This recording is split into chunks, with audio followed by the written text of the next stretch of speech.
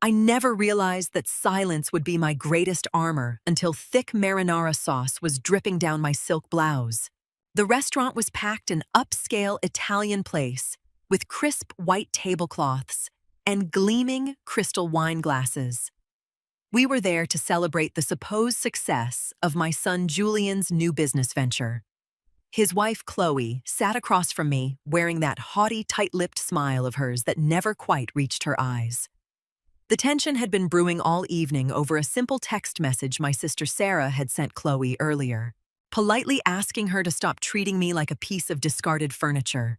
Suddenly, Chloe pulled out her phone, slammed it onto the table, and loudly accused me of trying to destroy her marriage. Julian just stared down at his water glass cowed and entirely unable to meet my eyes. When I quietly asked my son to intervene, Chloe snapped. She stood up abruptly, grabbed a deep bowl of leftover pasta drenched in heavy meat sauce, and without a second's hesitation, slowly dumped it directly over my head. "That's exactly what you get for talking behind my back." Chloe laughed, savoring every single syllable, while the entire dining room went dead silent. I looked at Julian, desperately searching for a glimpse of the little boy I'd raised. He swallowed hard, kept his eyes glued to the table, and muttered, "She's right, Mom. You asked for it." I didn't scream. I didn't shed a single tear. I calmly picked up my linen napkin, wiped my face with a composure that clearly terrified our waiter, and stood up. I walked out of that restaurant with my head held high, feeling the weight of 100 stares burning into my back. But before I even got into my car, I pulled out my phone and dialed one number. It was Marcus, my wealth manager at the bank. "Marcus," I said, my voice steady, "execute the order we left pending." And just like that, on a random Tuesday night, the glass house Julian and Chloe lived in began to shatter. To understand how we ended up there, you have to rewind a bit. I'm Maggie Hayes, and I've been a widow for 10 years. When my husband passed away, Julian seemed to inherit his father's docile nature, along with a deeply concerning tendency to follow whoever barked the loudest. Enter Chloe about 5 years ago, wrapped in designer labels, and carrying an endless list of demands cleverly disguised as ambition. Right from the start, her disdain for me was palpable. It began with microaggressions interrupting me at dinner, making snide remarks about my home decor, or leaving me waiting for hours when we had plans. I've never been one to cause a scene. I just watched, took mental notes, and kept my mouth shut. Julian, blind and entirely too eager to please, handed over the reins to his life without a single protest. The real elephant in the room was the money. When they got married, Chloe flat out refused to live in a cramped starter home. To keep Julian from drowning in high-interest mortgages, I bought a gorgeous 4-bedroom house in Highland Park and let them live there. On top of that, I bankrolled the launch of Julian's boutique PR agency, depositing a hefty chunk of seed money into a joint business account, where I was the primary account holder. They lived large, treating my financial support as an eternal divine right. But about 6 months ago, Chloe crossed a massive line. At a dinner party in front of mutual friends, she casually suggested that I was losing my marbles, and that they would soon need to step in and manage my estate. I didn't say a word that night. The very next morning, I drove down to the bank, sat in Marcus's office, and set up a contingency plan. I didn't need lawyers or elaborate schemes. I simply organized the assets that legally belonged to me. Now, the trapdoor was open. I got home a little after 10 o'clock. The sharp smell of garlic and tomatoes was still clinging to my hair. I walked straight into the bathroom, turned the shower on high, and let the scalding water wash away the physical humiliation. As the red-tinted water spiraled down the drain, I felt an enormous, suffocating weight lift off my shoulders. I wasn't heartbroken. I just felt absolute crystal-clear clarity. The directive I had given Marcus was completely straightforward.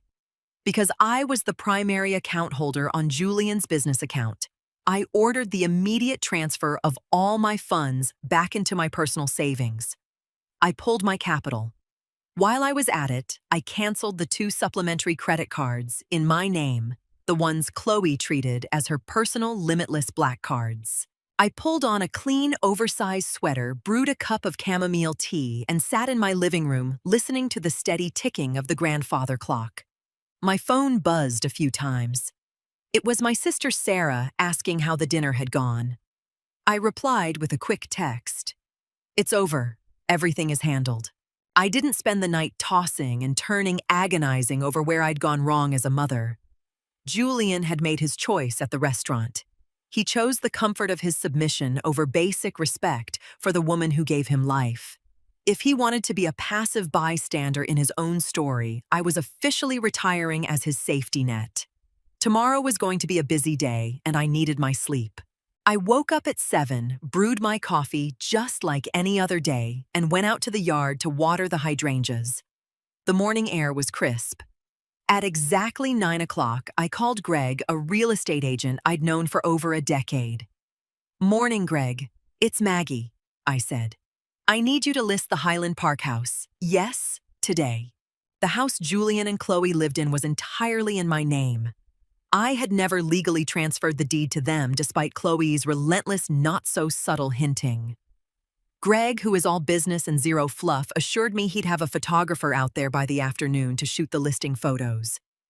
There were no messy lawsuits or eviction notices to file. It was my property, and I had simply decided to liquidate the asset. Around noon, I logged into my online banking. The balance on the joint business account was a flat $0. The credit cards were locked. I went a step further and unlinked the auto pay for the insurance policies on the 2 luxury SUVs they drove. Every single cushy comfort I had been funding evaporated with a few clicks of a mouse.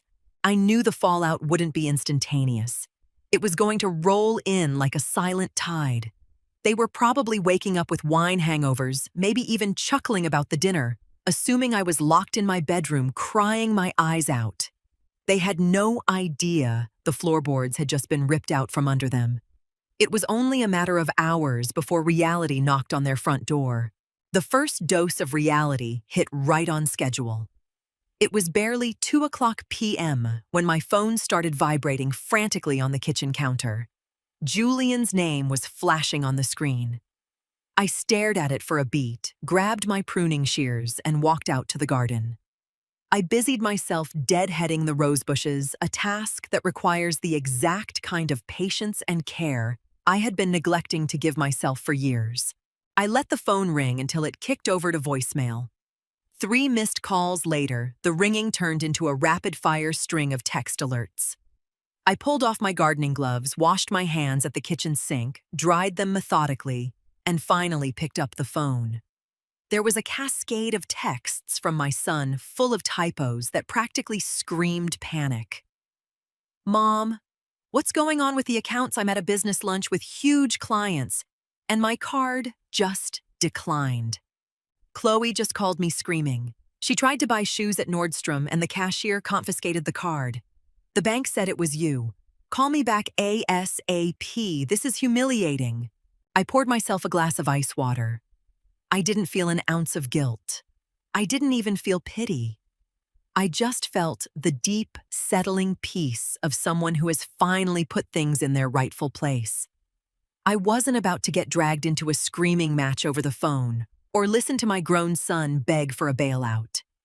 I pressed the microphone icon to record a voice memo using the exact same tone I'd used to order a coffee. "Julian, I withdrew my funds from the business account and canceled all the authorized user cards. Since you made it abundantly clear last night that my presence is a burden and an annoyance, I've decided to remove myself entirely from your lives, and that includes my finances. Figure out how to pay for your lunch. You are a 35-year-old man. You shouldn't be relying on your mother's wallet."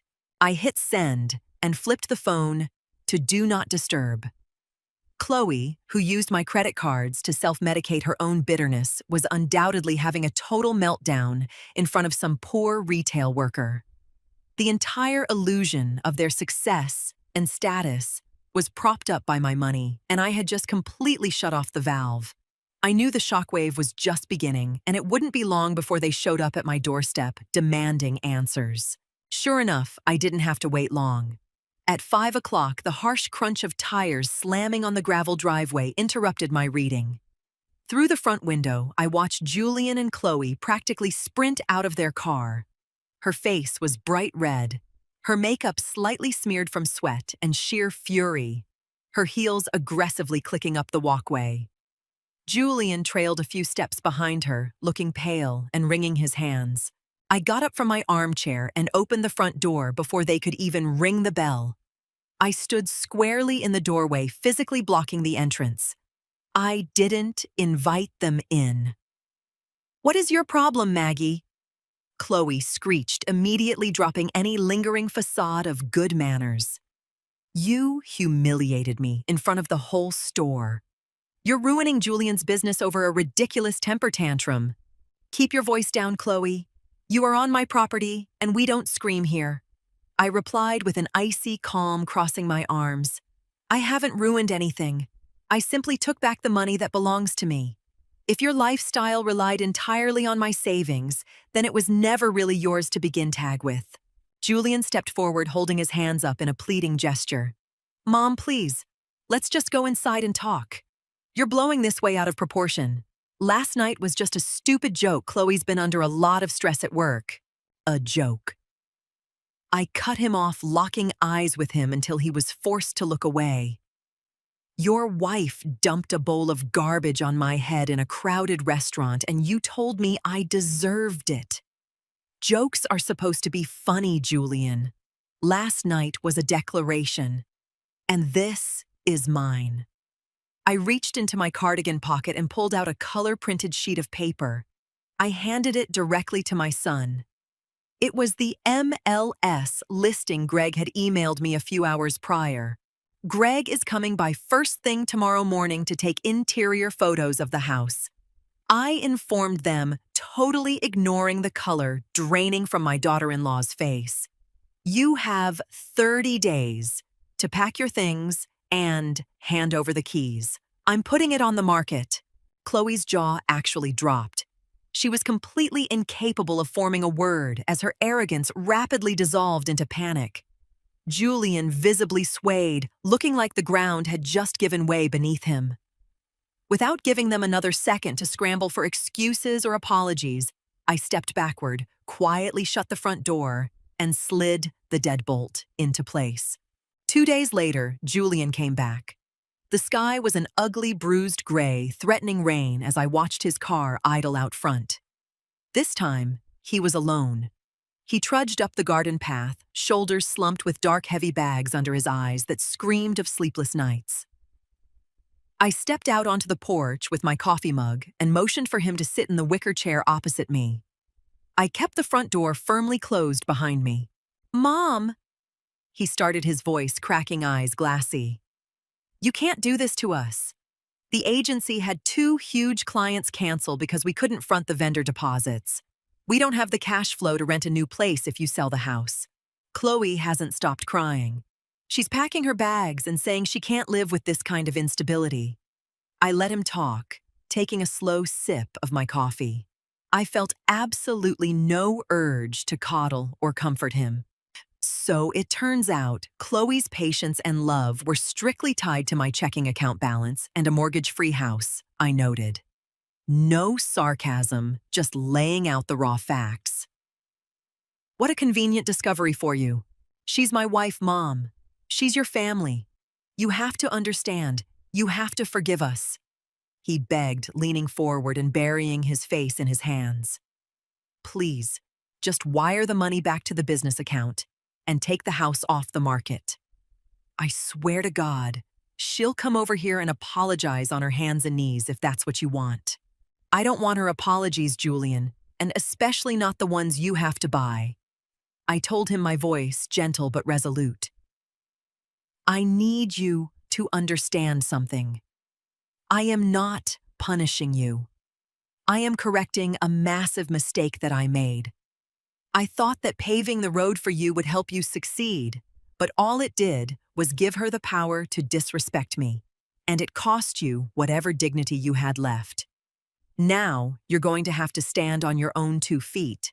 If your marriage is as rock solid as you both claimed, it will survive without my checking account. Julian reached across the table, trying to grab my hand, desperately looking for the unconditional shelter I had provided his entire life. I gently pulled my hand back and rested it in my lap. In that one tiny movement, he finally understood that my decision was final.